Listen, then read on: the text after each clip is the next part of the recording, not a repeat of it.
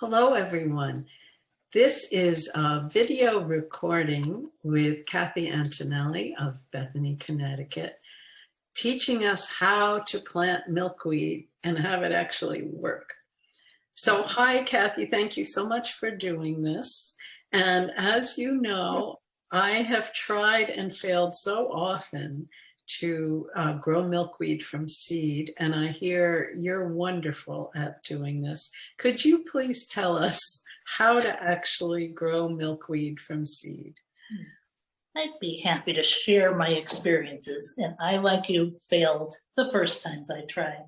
I started about 5-6 years ago, probably 2015, and my son-in-law and daughter lived in Pennsylvania, and he had a meadow, and he was growing milkweed then, that was his first time, and he was having beautiful plants. I said, well, I can do this, and I planted the seeds. Nothing came up. So I did a little more research, and I began to learn the steps of growing milkweed. So like you probably harvested milkweed seeds, maybe roadside or somewhere where they were growing, and you thought, okay, now I'll plant these little beauties, and you'll grow some beautiful milkweed where you'd like. So I harvested milkweed, put them aside. Then, after the research I did, I learned of a method that I could just put them in my garden in a seed tray, maybe something like that here. Yeah, no, I bought one of those. Thanks for listening to you. And that's pretty good. We saw it for a second, yeah. Yeah, and I did transplant those and put them in my garden, and I do have those today. But I wasn't happy with the success rate. So I looked a little further and found there's a cold stratification method to use your refrigerator. The packet in front of me is my 2020 milkweed seeds that you saw in that bottle over there. And the middle of March, I took the seeds from that jar, and I took some paper towel. I wet the sheet of paper towel, and I'll show you what it looked like. And I put the seeds that I had, and laid them thickly on these sheets. So they're still very wet, but now the seeds should have swollen just a little. They don't look too much different than when I put them, but from this point I can take and put them in the dirt in those seed trays that I have here. So how long were they in the refrigerator for? Yes, they stay about 1 month. It could be 3 to 6 weeks to get that cold stratification process going. That helps them think. It tricks them into thinking they were part of the winter season, and now it's time to grow. So, and you keep it wet the whole time? Yes, because it's in a Ziploc bag. And if you saw, I had some cardboard because my husband uses the drawer. I use my lowest drawer, but sometimes he's looking for the walnuts or something, and he might disturb them. So I put them between cardboard sheets and elastic bands because they need to play straight. You don't want to disturb them too much. So that gives us the milkweed seeds. So from there, it's a pretty simple process of taking these seed trays. I'll give an example, though, of another seed tray some people like to use. I have these in my garage. I'm going to try these this year. And those are the peat pots? Yeah, the made from peat. So these peat pots do have a hole in the bottom, which is a good feature. But when I use these this year, I'm going to cut this little bottom out at the very end before I put them in the ground. Unbeknownst to me in my beginning plantings, milkweed send down a taproot that's almost like a carrot stick going down into the ground, and it's sensitive. So you don't want to disturb that in any way when you go to plant. So very carefully, I'm going to open up this bottom, make it open. I'm even going to open one side of this to give it plenty of room to grow. And they do, they might experience a little setback when you do put them in the ground, but that's normal.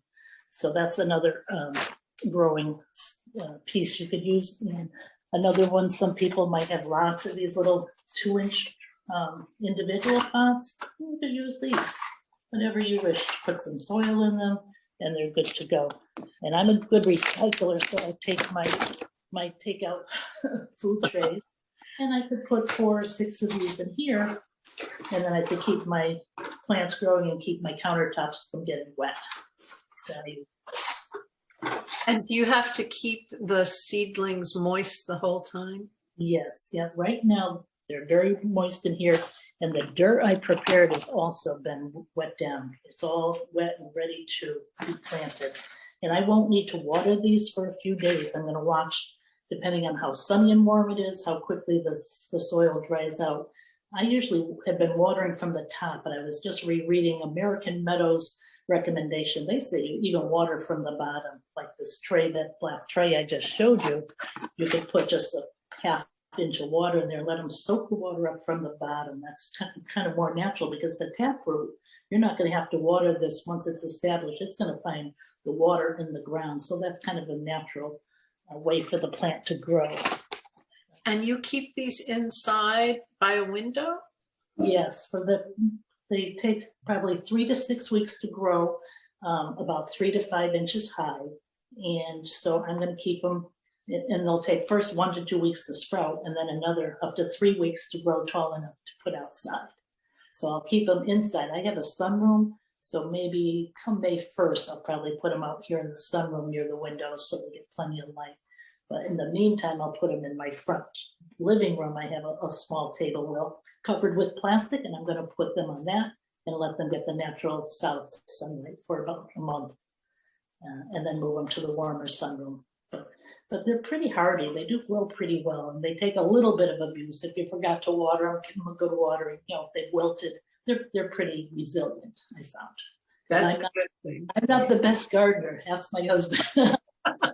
I'm a terrible gardener, so it's really funny. He's the gardener, but I became passionate about milkweed, so now I've learned a whole lot about gardening.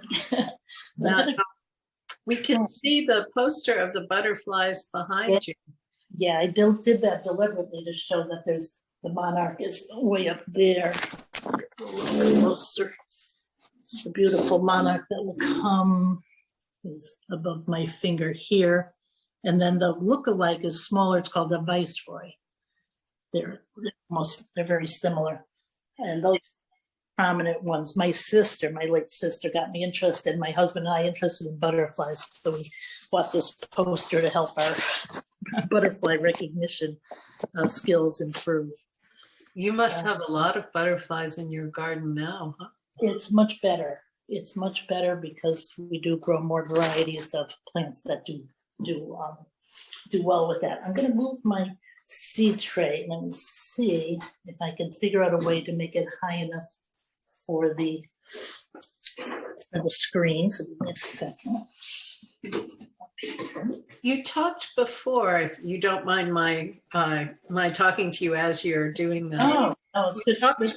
About not disturbing the delicate taproot. When you're taking them out of a plastic seed tray, do you have to be extra careful so you don't disturb the taproot from that? That's really a great question, and that is the truth. You do have to be a little careful. I'm not on my screen anymore, or you can see me. I can see the seed tray in your hands. Good. That's good enough. So you can see this is the type you would buy in your garden center.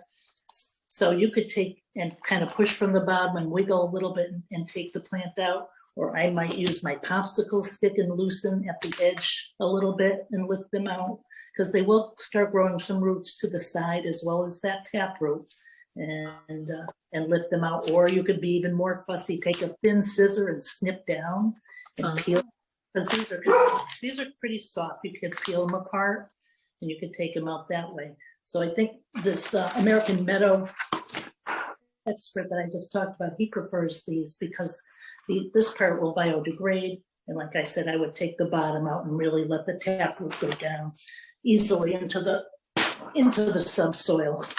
So, and a popsicle stick is a great idea for being gentler than a knife. Yeah. Or what is this? A tongue depressor or something? I had one of these I always have my drawer with things in it. So that's a good one. And if you wanted an easy marker to mark where you planted these milkweed, use an old paint stick, and you can use your marker or your paint on it, put a label on that if you wanted to. Okay, so the plant, can you see I see the seed tray, or is there any, but there's no seedlings. Yeah, no, nothing to see there yet. No, because Too these, early. yeah, these seeds have just come out of the refrigerator today, so they're ready Oh, to wow. plant it for the first time.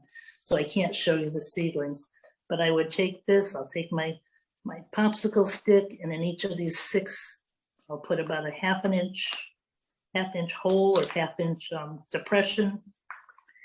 Oh, can you lift it up a little bit more? Because there, now we can see it. So you get about a half-inch depression. Yeah, about a half inch, maybe a teeny bit more, but about a half. Maybe, so then I'm going to put, say, 2 or 3 seeds. I'm just going to drop it down there. And these seeds all look fine. They all look like they swelled up, not much, but just a little. And you could start doing the seeds in the refrigerator process. You could start doing it right now. And then in a month, the middle of May, take them out and do what I'm doing right now. It's not too late in the season to start. And on the Bethany Pollinator Pathway website, we're going to have a link to show where people can get free milkweed seeds. Yeah. And they can come to 17 Ann Drive, or I'll put them at the library in a little pouches. Oh, that's great. This bag is full, and these are 2018. I grew them successfully last year, and these are the first year I've had my own from my milkweed in my garden. So there's another bunch in there that are ready, so I can easily stack up. You remove the seed from the parachute, right? Yes, yeah, that little silky parachute, I take that. It comes off easily once the seeds are mature. I have a sample here. This is almost 5 feet tall. And this is what the seed pods look like. Just now, I took this out of my garden this morning. This one still has a few seeds left in it, not many. And these others, when they split open, I knew that was the time to harvest those in October. And I took those and put them in my handy peanut butter jar.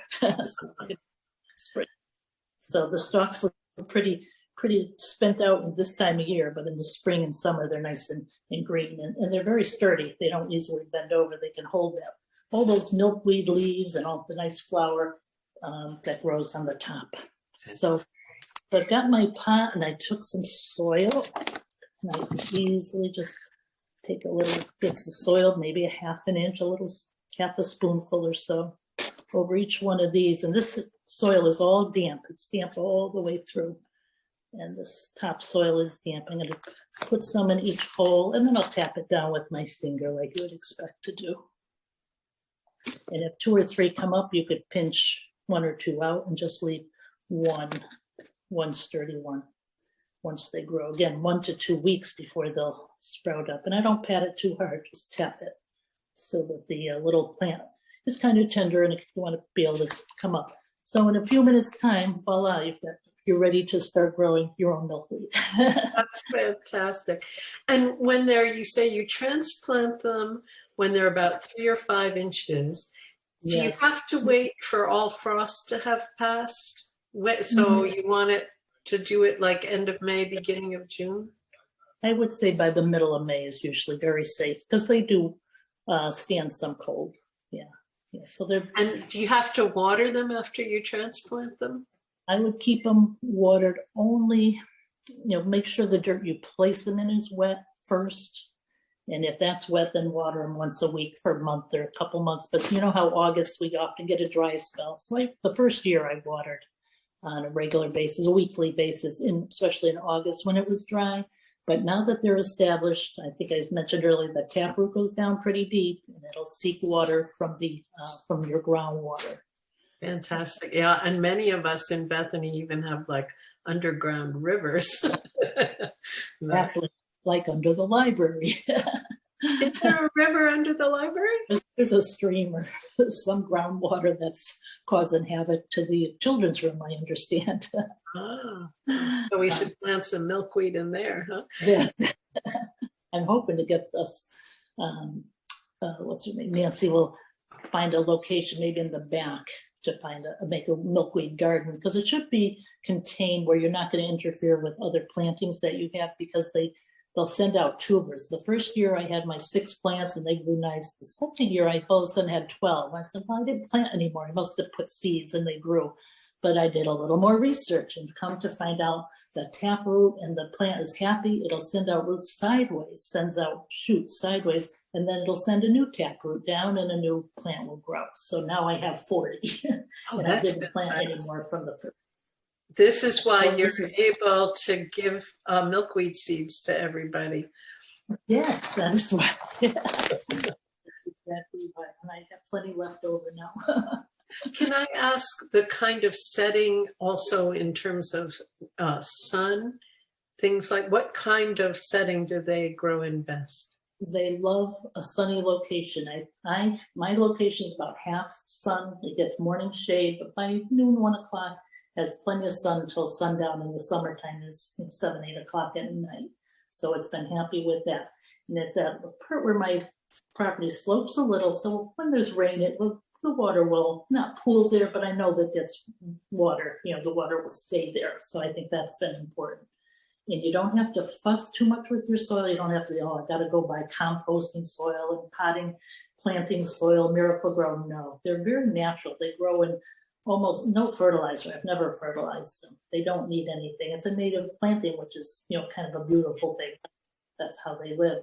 But if there's big rocks, that would interfere with that taproot. So I'm careful when I'll take this kind of shovel and I'll dig into that dirt and I'll make sure there's no big rocks and then set that plant into that hole that I make sure that's really important in Bethany where we have so many rocks. Yes. So that's important. Yeah. So I think that's about all I can think of. Well, Cathy, it's been so helpful. I'm already getting ideas for what I can do better. So maybe I too can have milkweed growing in my yard. And that very first year, you might not get any flowers, but that's normal. It may take the second year. But don't worry if no flowers come up. The monarch butterfly knows that plant. And it looks and seeks only milkweed plants because the egg that it'll lay under the leaf, it's a little white tiny pearl. That little caterpillar that grows out of there can only live on milkweed. If there's no milkweed, they die. That's why we've had this problem with the monarch butterfly disappearing, is because of the lack of milkweed plants for them to land on. And have you seen eggs and caterpillars on your plant? Yes. Yep. Yes. Not in abundance, but we have some. So we're on the right path. We're on the pollinator pathway now. Fantastic. And hopefully all of Bethany will soon be there for our butterflies. Well, thank you so much. This has been so helpful. Really appreciate your sharing. No, I'm happy to do it. I'm happy to have been a help to everyone. It's kind of neat to be able to share what I know and help others. Thank you.